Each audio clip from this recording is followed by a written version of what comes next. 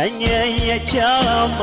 ဘဝရင်အတွက်ရုံပြောင်းဝေရှာသာတို့ရဲ့ဘဝပါပြောလို့လည်းမဟုတ်ပါပြောစရာလည်းနဲ့မရှိပါရင်မြင့်ချတဲ့ဘဝတွေမှာအချိန်ချင်းကြတဲ့မြေကြီးနိုင်အောင်တုတ်ပြီးကြိုးစားနေတာပြန်ကြီးလို့ပါဖြစ်ဖြစ်ရဲ့ပြန်ကြီးလို့ပါမိမိရဲ့ညီလေးကိုလေလွမ်းနေရှင်နေပါအသက်လို့ချစ်တော့ညီမလေးကိုလေလွမ်းနေ